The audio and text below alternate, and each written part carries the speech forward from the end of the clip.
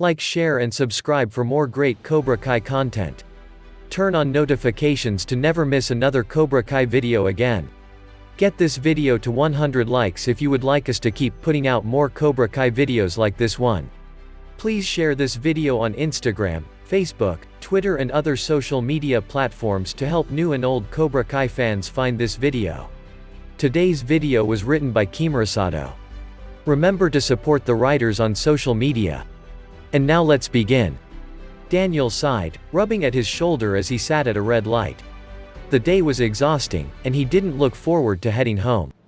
Mr. Miyagi had gone out of town for a while, and 2 days after he left, he sent word to Daniel that his friend would be coming to California to stay at the house. Daniel picked her up from the airport and brought her home, then spent the night at work. He regretted that choice now. The couch in the back room was very uncomfortable, and now he had aches all over. Louisa Pierce seemed to be going through something, and Daniel felt the awkwardness during the car ride home, like he was intruding on her. The light changed. Daniel turned the corner and continued down the dark road. He reached up and scratched at dry skin, flakes peeling away. A sigh slipped past his slightly parted lips. When did he last manage to make a trip to the beach? He couldn't remember, spending too many hours working all summer long. He was going to need to get there soon though. He eased off the gas, slowing down when he noticed a car on the side of the road. Coming to a stop next to the car, he rolled down the passenger's window and leaned over the center console. "Hey, you need some help?" The man standing at the front of the car poked his head around the raised hood. Daniel swallowed, immediately recognizing him. He shrank back to the driver's seat, eyes set on the road ahead of him. Of all the people for him to randomly come upon. LaRusso. Daniel jumped, snapping his head around to see Johnny Lawrence leaning on the passenger's door. "Hi, Johnny." He bit his lip, but Johnny wasn't yelling at him or trying to punch him. That was a good sign, wasn't it? Johnny hadn't changed much since high school. Maybe a bit broader in the shoulders, more muscle, but he still had those same golden locks and piercing blue eyes. A hint of a beard covered his jaw, giving him a more rugged appearance than the youthful handsomeness Daniel remembered.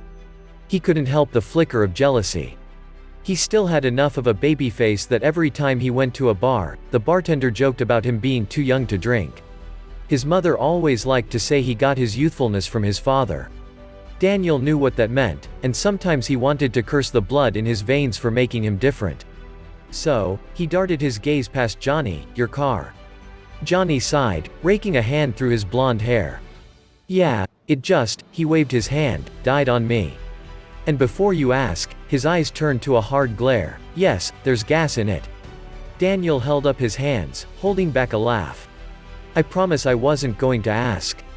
He put his car in park and climbed out. He walked over to Johnny's car, quietly admiring the Firebird, before he reached the front of the car. Johnny followed him, standing close while Daniel examined the engine to find what the problem was. "You know cars." Daniel rolled his eyes at that mild disbelief in Johnny's voice. "If I didn't, working as a mechanic would probably be a big mistake." He went back to his own car and grabbed his toolbox from the trunk. Never would have imagined that." Daniel bent over and got to work fixing the problem. "I doubt you spent very much time imagining what I would do with my life." They hadn't seen much of each other since the tournament, or more accurately, the parking lot after the tournament. He frowned. That image never left him. "Yeah, I guess you got me there." Johnny leaned over next to him, watching him work.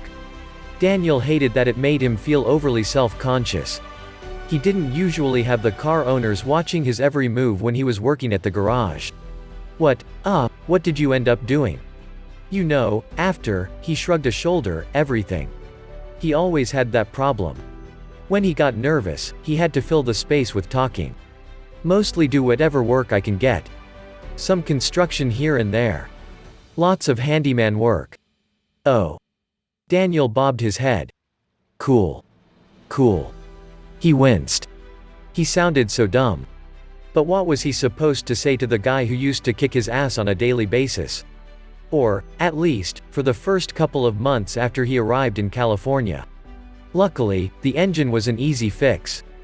He leaned back, wiping his greasy hands on a rag he had left in his toolbox. Give it a try. Johnny walked around to the driver's side. When he turned the key, the engine rumbled to life. Daniel smiled proudly as he put away his tools, then closed the hood. He was probably one of the better mechanics at the garage, but he still got paid peanuts compared to some of the others working there. When he looked up, Johnny was standing in front of him. So, how much do I owe you? Daniel shook his head. Oh, don't worry about it. Johnny frowned, working his jaw. It's fine, Johnny. It was a tiny thing to fix. Daniel scratched at his arm. His skin was getting really bad. It was too dry. He wouldn't be able to focus on work tomorrow if he didn't deal with this tonight. He glanced around at where they were. They weren't too far from the beach, and it was late enough that not many people would be around. He hoped. What's the matter? Daniel snapped his hand away, tucking his other arm behind his back. I should be going. This was the worst. He was usually better at dealing with this, but the summer got away from him. He could hear his mother chiding him all the way from Jersey, where she moved back after his uncle Louis got sick. He walked toward his car, but a hand caught his arm. He tried to yank free, but Johnny tugged him closer. In the light from the headlights of their cars, Johnny examined Daniel's arm, staring at the red patch where he had scratched. It looked raw, some flakes of his peeling skin still sticking to the hair on his forearm. Johnny lifted his head, his brow knitting. Is this some kind of weird skin condition? Yes. Daniel's voice cracked embarrassingly for someone nearing their 30th birthday. Johnny frowned. You should really get that checked out. Yup. Yeah. Doing that. Daniel bobbed his head, but Johnny still hadn't released his arm. Just haven't had the time to treat it. He swallowed, a nervous lump forming in his throat as Johnny watched him too closely. Let go. When Johnny finally did, Daniel stumbled back a step. Even putting that distance between them didn't help him breathe easier. He turned. How about drinks? Daniel jerked back around, eyebrows shooting upward. What? Johnny rolled his shoulder with his hands stuffed in his pockets. You said I don't owe you anything for fixing my car, but I still feel like I need to pay you back somehow. I don't mean right this moment. Just, sometime in the future. So. Drinks. Daniel blinked, his mind, for once, blanking on a response. Why? Johnny's mouth pulled downward. Just thought, I don't know. Forget it. He turned and climbed into his car. Before he shut the door, he looked back. Thanks. For helping out with my car. Then the door slammed shut. Daniel watched the Firebird drive down the road. Shit. He raked a hand through his hair. What the hell was that? What was the right response there? He was pretty sure he picked the wrong answer. Though why he thought that he wasn't sure. Sighing, he placed his toolbox back in the trunk and climbed into his car. In the driver's seat, he scratched at his legs through his jeans. He never let it get this bad, not since that first time, and it was driving him crazy. Daniel drove down the road, navigating his way toward the beach instead of heading home to Mr. Miyagi's house. When he arrived, he looked around the beach. There was a group of teens hanging around, probably celebrating their last night of freedom before the school year started. He watched them, remembering his first night in California. It hadn't ended well for him. After wandering around the beach, he found a nice secluded section, well out of sight of anyone else lingering around this late at night. He walked down the beach until he reached the water's edge. When it rushed over his bare feet, he sighed in relief. This was exactly what he needed. Without another thought, he sprinted forward and dove into an oncoming wave. With the ocean water all around him, everything felt right again. The itchiness buzzing over his skin ebbed away as he drifted in the water, weightless. He breathed, not through his nose or mouth, and it felt like he had been holding his breath for the whole summer. Daniel turned over in the water and, with a kick of his tail, swam farther away from the shore, deeper into the water. Fish came close to him, investigating him. Daniel smiled as he swam with a school of fish. If he kept going farther, he might run into sharks or dolphins. The thought was exhilarating. When was the last time he swam alongside a dolphin? He liked them better than the sharks.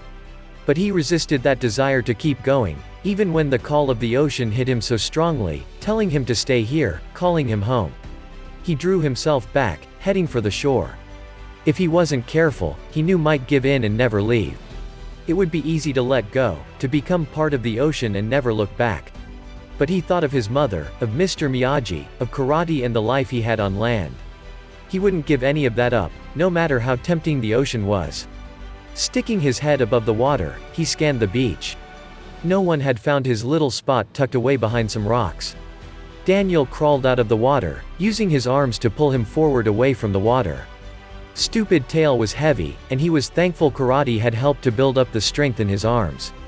When he was far enough away, he rolled onto his back, breathing heavily. The coppery scales of his tail slowly faded away, revealing his tan legs. The shift back always left an odd tingle running up and down his legs. At least he had learned better control over the years and could make the shift happen faster than having to wait for his body to dry. That feels so much better. Daniel smiled up at the night sky with the stars twinkling down on him. But the smile faded over time. This secret was exactly why he never had a lasting relationship. Who wanted to date a fish? He closed his eyes, feeling the hot prick of tears he refused to cry. How had father dealt with this? His mother never seemed to care, but Daniel couldn't imagine finding someone who would love him as much as his mother loved his father. When was the last time he even tried? 3 years ago. Even then, it was just some random woman he bumped into at a bar. They had made out for a while before Daniel pulled away and left the bar alone. He just couldn't seem to make a connection with anyone, not since Ali and Kumiko. Pushing himself up, he grabbed the jeans he left on the beach before running into the water. After pulling them on, he headed back to his car. The group of teens had left, and Daniel wondered how long he spent in the water. He drove home feeling better, physically, than he had in months. He made a mental note to remember to make regular trips to the beach. When he arrived at Mr. Miyagi's house, the light was still on. He entered quietly and found Mrs. Pierce sitting up with a framed picture held tight to her chest. He noticed the tears running silently down her cheeks. With guilt tight in his chest, he walked down the hall, trying not to make a sound. "Daniel." He winced. Not quiet enough. He turned back, putting a smile on his face. "Sorry. I didn't mean to disturb you, Mrs. Pierce." She shook her head. "This is your home. You shouldn't feel like you have to sneak around." Daniel nodded, but he couldn't shake the awkwardness of it. "How are you enjoying California?" "It's nice." She smiled pleasantly. "But I think I prefer Boston. I guess it can feel like a pretty big change." Daniel's mouth twitched, remembering how hard it was on him to move across the country. "I just hope this will help Julie." Daniel nodded. Mr. Miyagi had shared a few details about the situation. Julie was Mrs. Pierce's granddaughter. And she apparently had some anger issues, something Daniel was well familiar with. "I'm sure Mr. Miyagi will find a way to help." Mrs. Pierce smiled then stood. "Well, I shouldn't keep you awake. I'm sure you have a busy day tomorrow too. Good night, Mrs. Pierce." Daniel waited for her to leave before he walked down the hall to his bedroom. He dropped onto his bed, burying his face in his pillow. His mind kept replaying the encounter with Johnny, now that he was no longer buzzing with the need to go for a swim in the ocean.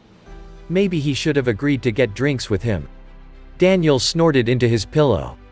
Like that would have ended well. Johnny probably wasn't serious about it anyway. He was up with the sun, still in the habit of waking up early to practice his kata to help keep his mind grounded and centered. Johnny was still a nagging thought in his head when he finished.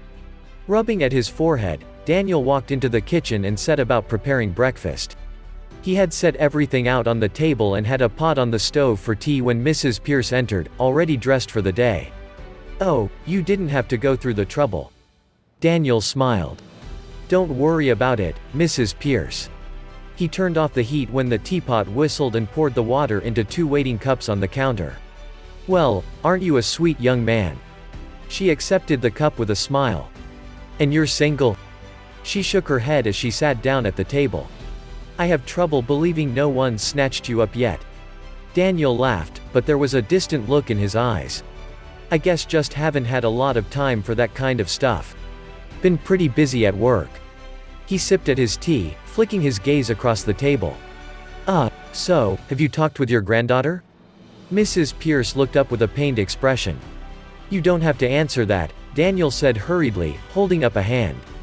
That was probably overstepping. I'm sorry. Mrs. Pierce shook her head. No, it's all right. She sighed tiredly as she set her cup down. Ever since her parents died, it's been so hard to talk to her. She gets angry, and everything just explodes. Daniel lowered his gaze. Yeah, I can kind of get where she's coming from. When my dad died, I had a lot of anger about it, at first. But she'll come around. He offered a bright smile. Mr. Miyagi is pretty good at reaching out to people. He glanced at the time. Oh, shoot. I gotta get to work. Thank you, Daniel. Mrs. Pierce smiled when he turned back to her. For talking with me. Oh, sure. Anytime, Mrs. Pierce. He grinned then hurried to get ready to leave for work. Let us know what you think in the comments.